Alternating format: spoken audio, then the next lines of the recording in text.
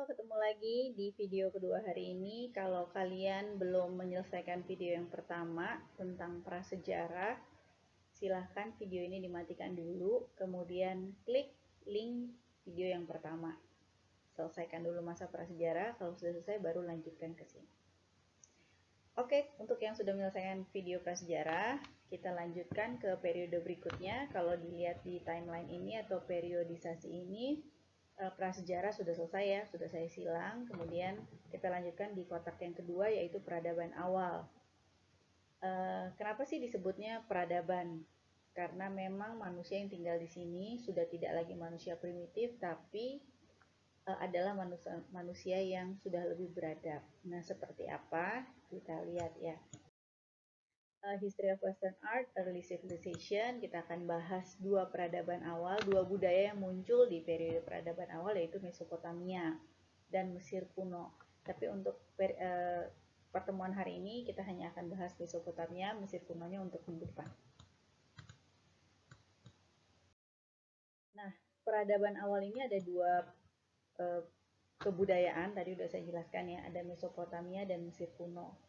Kemudian periode peradaban awal ini atau kebudayaan yang muncul di periode ini sering dibilang sebagai periode sungai. Karena memang kedua kebudayaan ini munculnya atau letaknya dekat aliran sungai. Mesopotamia di antara dua sungai, nanti saya jelaskan. Kalau Mesir kuno kalian pasti tahu ya di dekat sungai apa, sungai terpanjang di dunia. Ya, silahkan cari tahu, nanti jawabannya minggu depan untuk yang Mesir kuno. Nah, kemudian kita akan bahas dulu pertama Mesopotamia. Mesopotamia sekarang ini adalah negara Irak. Berasal dari bahasa Yunani yaitu Mesos yang artinya tengah dan Potamos yang artinya sungai. Maka Mesopotamia berarti wilayah di antara sungai. Di mana sih wilayahnya kita lihat ya. Nah, ini adalah wilayah mungkin Timur Tengah ya sekarang ya. Wilayah Mesopotamia di antara dua sungai. Sungai apa aja sih? Yang pertama adalah Sungai Tigris. Ini kalau kalian lihat. Nama sungainya mengalirnya di sini. Kurang lebih. Kemudian yang kedua adalah Sungai Eufrat yang ini. Sungainya di sini. Nah, jadi wilayah Mesopotamia adalah wilayah budaya dan kerajaan-kerajaan yang muncul di antara kedua sungai ini. Nggak cuma satu kerajaan, jadi Mesopotamia itu bukan kerajaan Mesopotamia gitu, bukan ya, tapi lebih tepat wilayah sebetulnya. Nah, di wilayah ini muncul berbagai kebudayaan dari berbagai suku dan berbagai kerajaan.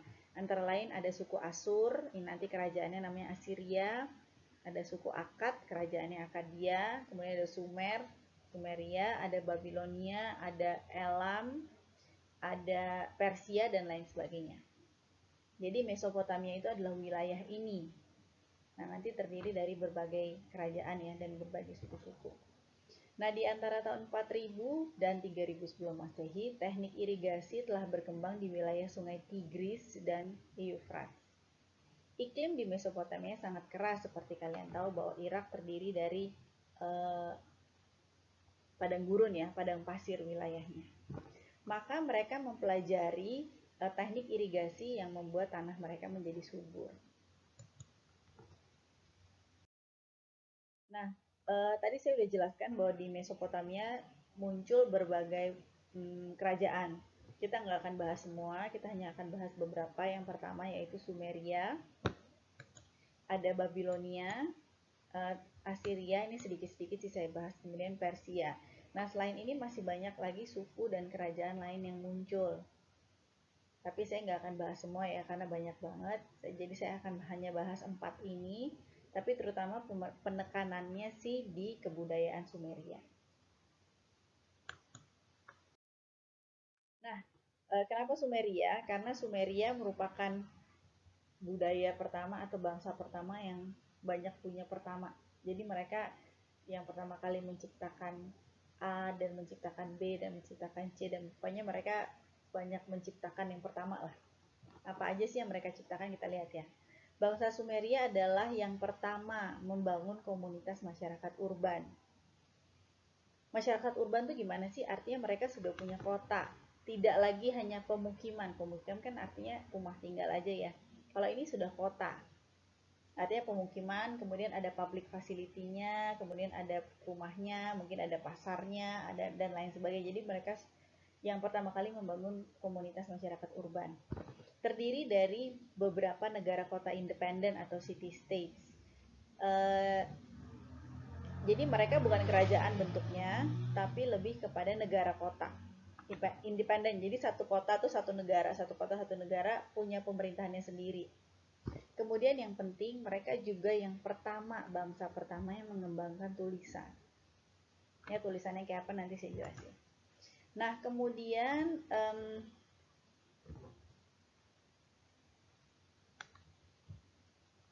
mereka juga memiliki kepercayaan terhadap banyak dewa. Jadi mereka sudah memiliki kepercayaan, tidak lagi animisme dan dinamisme kepercayaannya, tetapi kepercayaan terhadap banyak dewa atau disebut dengan politeisme. Poli artinya banyak ya. Jadi nggak cuma satu dewa tapi percaya kepada banyak dewa. Dengan Anu atau dewa langit sebagai dewa tertinggi mereka. Nah, yang penting adalah karena mereka tinggalnya di padang pasir, mereka tidak punya akses terhadap batu. Sehingga mereka menggunakan lumpur. Lumpur itu jadi tanah karena mereka tinggalnya kan di pinggir sungai. Sungai sama padang pasir atau padang gurun. Terus di antaranya tuh banyak tanah-tanah liat gitu, tanah-tanah lumpur. Nah, tanah lumpur ini kemudian mereka olah sedemikian rupa, terus mereka cetak-cetak jadi kayak batu bata. Nah, disebut dengan mud brick batu batanya. Saya ada gambarnya nggak ya?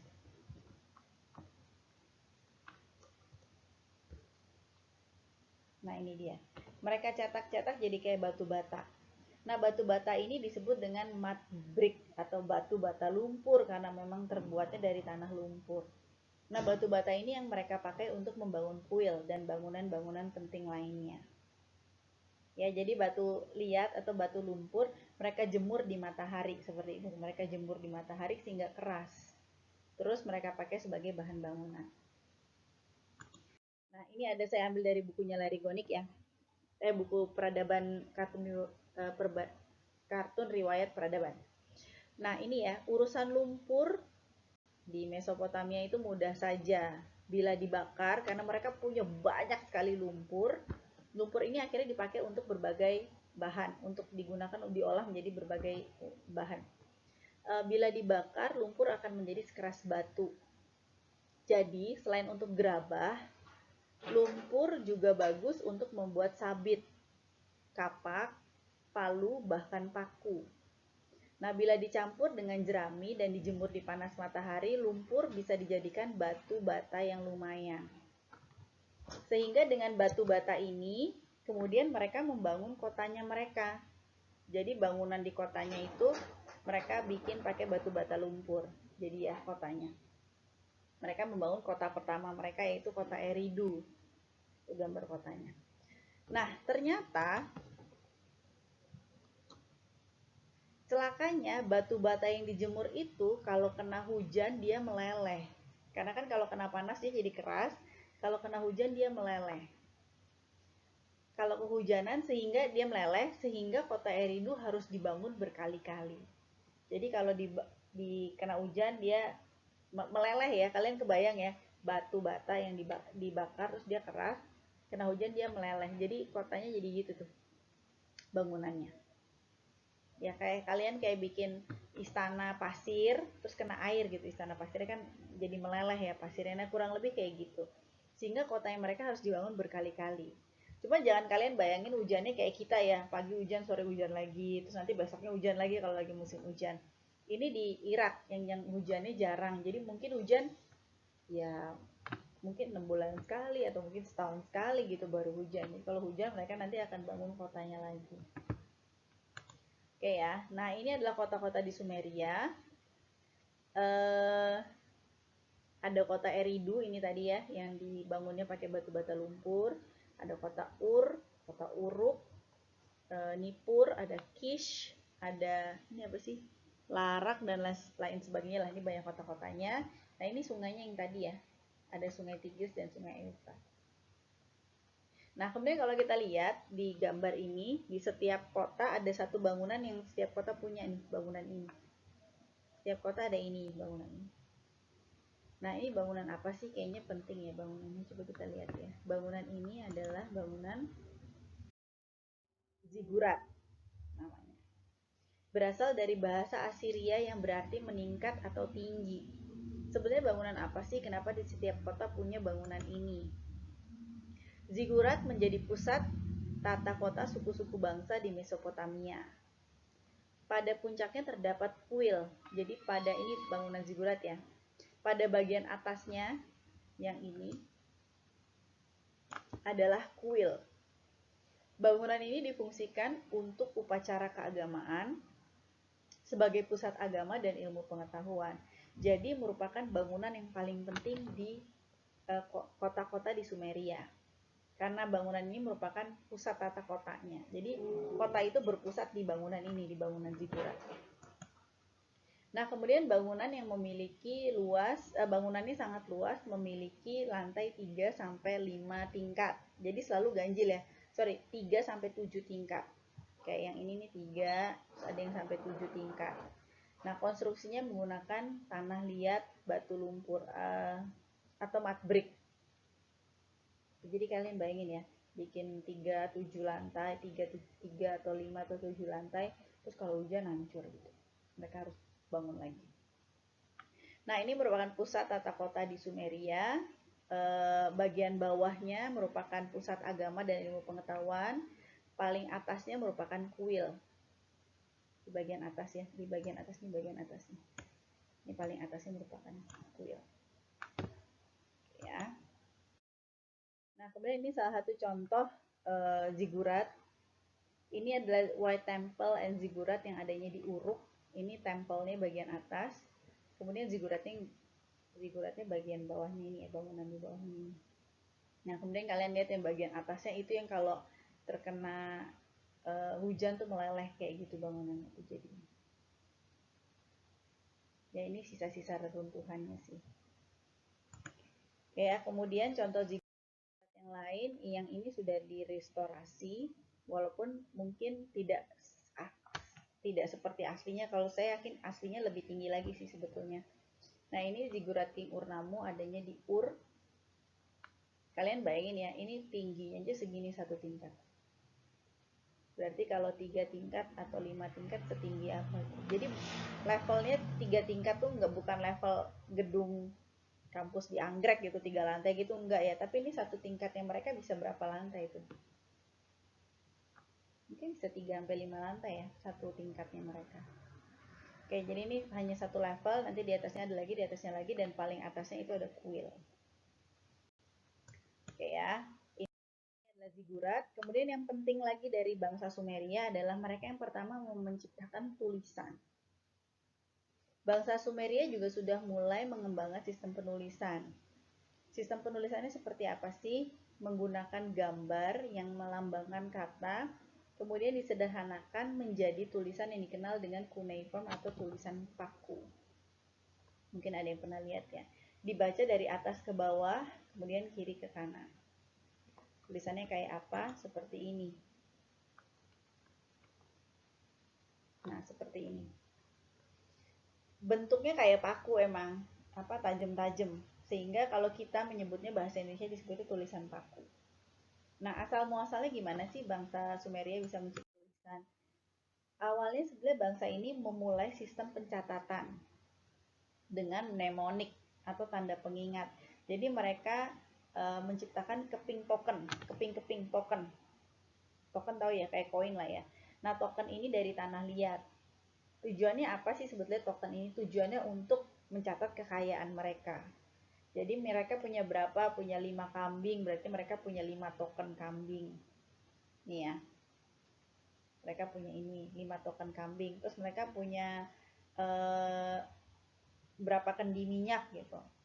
Mereka punya token seperti ini, 5 kendi minyak, artinya mereka punya 5 token. Jadi untuk mengingatkan sih sebetulnya, untuk sebagai penanda atau pengingat si token-token ini. Tapi kemudian berkembang, kalau mereka harus bawa token kemana-mana kan kayaknya repot ya. Belum nanti kalau tokennya jatuh, kalau hilang dan lain sebagainya. Nah, mereka mulai membuat lambang-lambang token ini di sebuah tablet. Ya, kalau mereka menyebutnya tablet juga sama kayak kita ya, zaman sekarang juga punya tablet ya. Nah, mereka tetap memakai tanah liat, jadi apa ya, lempengan batu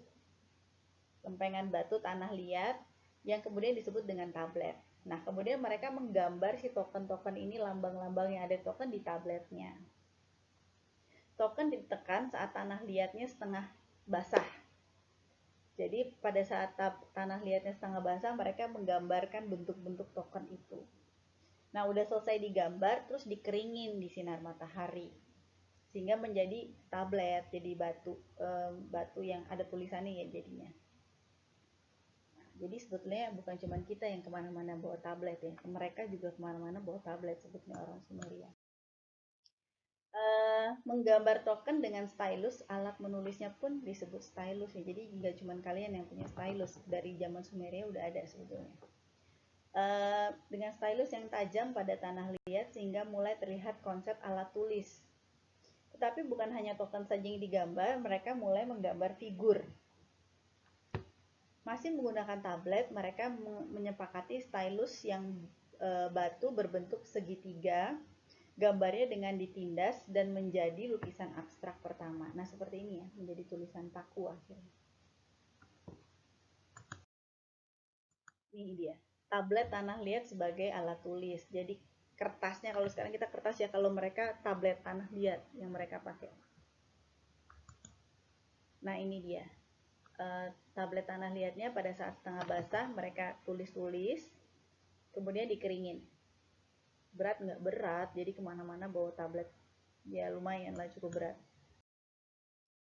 Kemudian, nah ini dia, awalnya sebetulnya berupa lambang-lambang ya, sesuai dengan mereka mau gambar apa sih, ikan gitu, bentuknya seperti ini.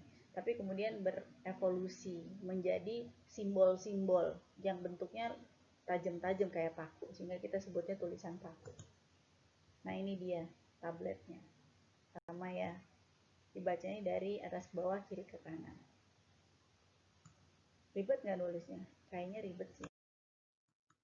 Nah, kemudian, nah ini dia perubahannya atau perkembangannya. Awalnya mereka dari objek, jadi menyimbolkan objek, ikan bentuknya seperti ini, lembu bentuknya seperti ini, tapi kemudian berevolusi simbol-simbolnya kemudian menjadi tulisan seperti ini, menjadi cuneiform.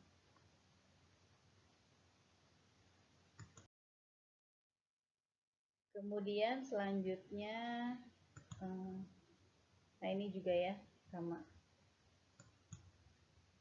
perubahan simbol-simbolnya.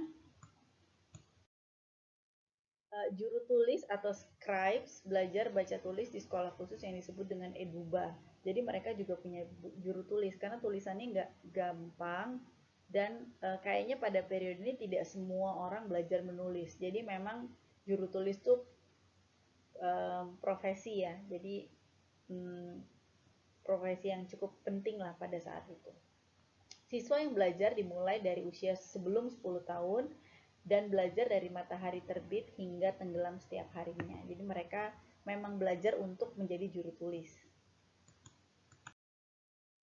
Nah ini dia juru tulis tablet, ini dia tabletnya. Oke, ini tablet yang dikerjakan anak sekolah. Jadi mereka mulai belajar untuk menulis itu dari kecil. Nah kemudian tadi saya jelaskan ya bahwa di Mesopotamia banyak ada suku-suku bangsa dan ada kerajaan-kerajaan. Mereka pakai tulisan apa? Semuanya pakai tulisannya cuneiform. Tapi bahasanya mereka berbeda-beda. Sehingga cuneiform itu ada yang untuk bangsa Sumeria, bangsa Akkadia, bangsa Babilonia, semuanya pakai cuneiform, hanya simbolnya aja yang beda-beda. Mungkin untuk Sumeria simbol sapi yang ini, untuk Akkadia simbol sapi yang ini, dan lain sebagainya. Sehingga kalian ngebayangin ya, kita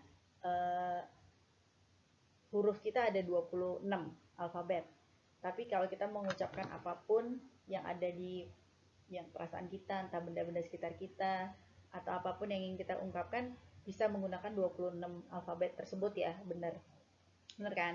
Nah, tapi mereka enggak, satu simbol itu untuk satu kata.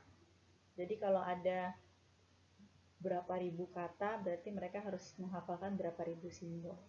Mirip sama Hanse ya, sama menghafalkan berapa ribu simbol untuk berapa ribu kata. Oke, balik lagi. Kemudian kita lanjutkan seni rupa. Ini seni rupanya bangsa Sumeria. Mereka sudah mulai menciptakan patung-patung lebih detail. Kalau kemarin kita lihat prasejarah patungnya kasar ya, ini sudah jauh lebih detail, kemudian lebih halus ya karena memang peradabannya sudah jauh lebih tinggi.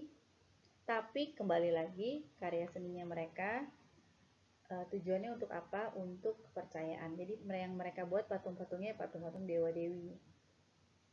Kemudian yang sebelah kanan ini bejana, ini juga bejana untuk persembahan. Jadi memang kebutuhan, memang karya seni dibuat untuk kebutuhan kepercayaannya. Kemudian yang ini karya seni yang ditemukan di makam seorang pemimpin atau seorang raja, ditemukan di makam di daerah Ur ya, di kota Ur. Ini menggambarkan suasana perang, ini yang bagian atas suasana perang, yang di bawah suasana perdamaian, jadi war and peace.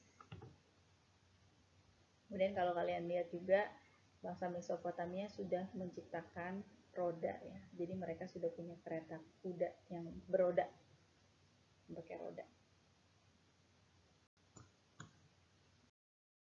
Nah ini peralatan musiknya, ada lira, bull-headed lira. Kayaknya banteng itu termasuk binatang yang penting ya untuk mereka karena banyak sekali peralatan-peralatan yang menggunakan image atau gambaran bull.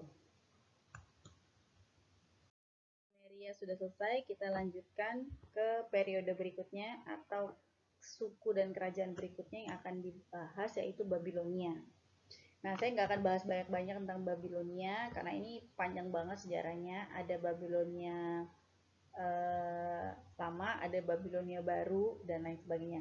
Nah, yang akan saya bahas hanya tentang satu raja. Kenapa raja ini penting? Yang akan saya bahas adalah Raja Hammurabi yang memerintah pada periode Babilonia lama tahun 1830 sampai 1550 BC. Di bawah kepemimpinan Raja Hammurabi, membangun pemerintahan terpusat di bagian selatan Mesopotamia. Nah, kenapa raja ini penting? Karena raja ini terkenal, Raja Hammurabi terkenal akan hukum yang dibuatnya, yaitu hukum Hammurabi, Hammurabi's Code of Law. Jadi, kenapa penting? Karena Raja Hammurabi ini adalah raja pertama yang membuat hukum tertulis.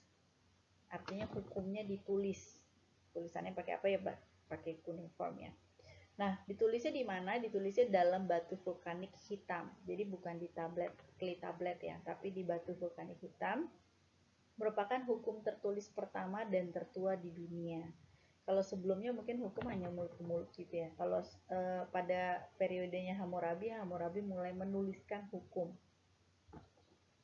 Nah, undang-undang hukum yang pernah dibuat dengan tulisan cuneiform adalah pada masa pemerintahan Hammurabi. Hukum Hammurabi dibuat di tiang setinggi 2,44 meter, terbuat dari batu, tadi ya batu vulkanik hitam. Nah, undang-undang tersebut berisi 282 pasal yang dibuat dalam 21 kolom. Ini ya, kalau kita lihat ini ya detailnya. Jadi tiangnya yang tadi yang di slide awal ada tiang kurang lebih 2 meter, tinggi tiangnya 2,4. Kemudian pada bagian atas tiangnya ada ini, ada relief ini ya. Kalau kita bisa lihat. Nah, relief ini menggambarkan apa sih? Menggambarkan Raja Hammurabi yang sebelah kiri sedang menerima tongkat dan cincin. Jadi kalau kalian lihat, ini Raja Hammurabi yang sedang begini ya tangannya. Kelihatan nggak sih tangannya? Beginilah posisi tangannya. Kemudian sedang menerima tongkat. Kita lihat ya, ini tongkatnya. Terus ada cincinnya di sini.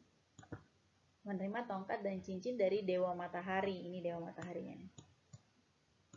Atau disebut dengan Syamas.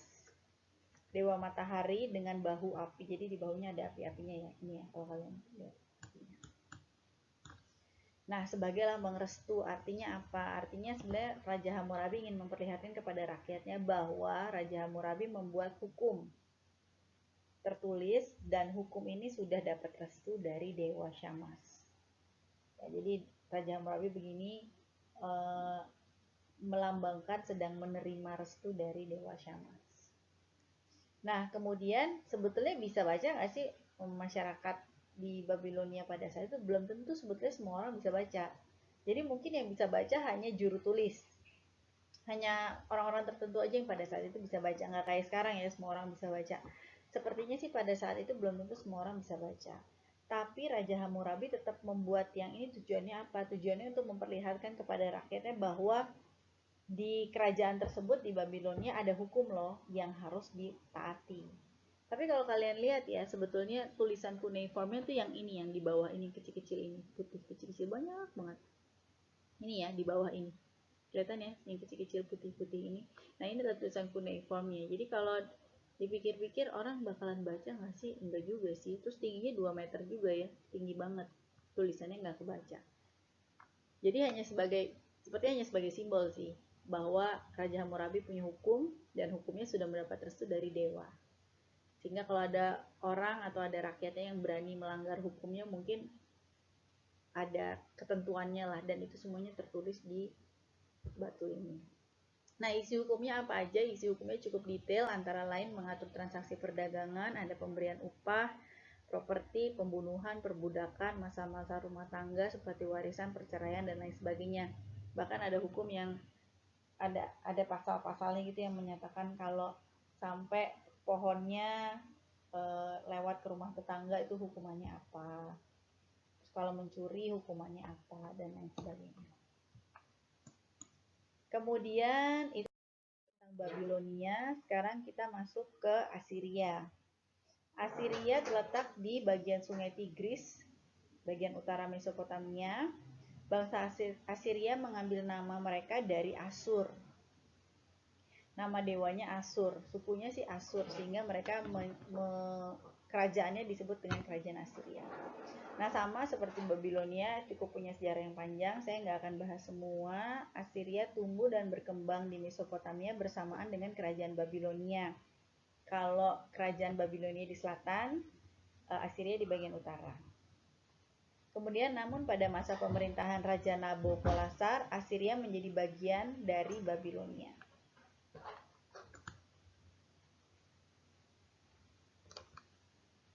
Oke ya. Nah, kita lihat ini salah satu karya seni yang ada di Assyria, namanya Lamassu, Winged Human Headed Bull. Ya, kepalanya manusia tapi badannya, kembali lagi, badannya banteng. Kemudian punya sayap. Biasanya Lamassu ini ya namanya Lamassu ini biasanya ada di pinggir-pinggir ruangan, dia kayak penjaga ruangan sih biasanya kita lihat ya. Seperti apa ini dia. Lamassu. Kalau diperhatikan cukup menarik sih. Kalian lihat ya, Lamassu ini kan adalah banteng, bull. Kalau kalian lihat punya kaki berapa sih Lamassu ini? Coba kalian lihat, perhatikan baik-baik dan hitung baik-baik. Ada berapa kaki?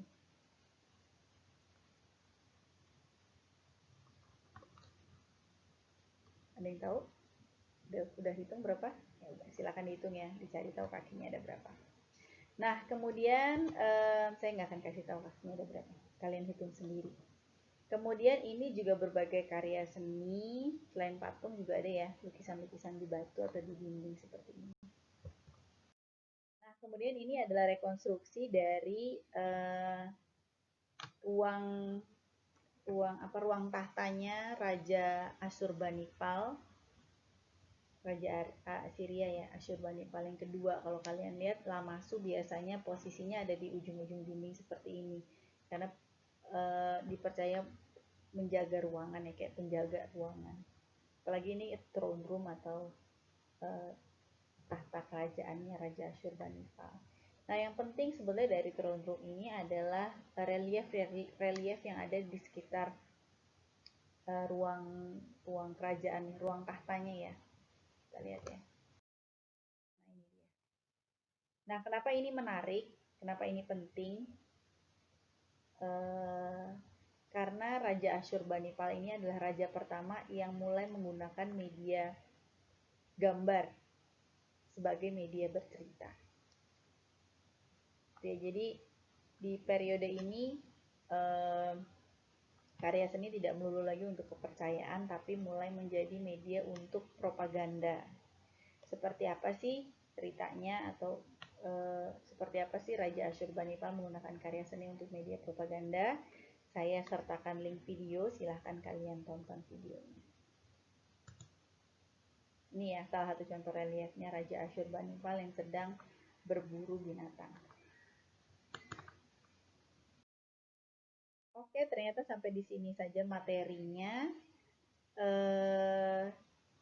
Yang Persia ternyata saya nggak bahas, jadi hanya Sumeria, Babilonia, dan Assyria, dan hanya poin pentingnya aja. Babilonia jangan lupa tentang Raja Hammurabi, kemudian Assyria tentang Raja Asyurbanipal dan ruang tahta kerajaannya yang ada videonya, nanti silahkan ditonton. Jadi untuk hari ini tolong materinya diselesaikan semua. Ada videonya, ada 3, video prasejarah 1, video Mesopotamia ini yang sedang kalian saksikan. Kemudian satu lagi video tentang ruang tahta kerajaannya Raja Asyurbanipal ya, linknya ada di discussion forum, nanti silahkan dicari. Kemudian setelah menyelesaikan semua video, jangan lupa dikerjakan post testnya. Ini post testnya singkat aja sih, untuk saya untuk make sure lah kalian menyelesaikan ketiga video ini. Kemudian yang terakhir ada tugas di ruang assignment, jangan lupa dikerjakan.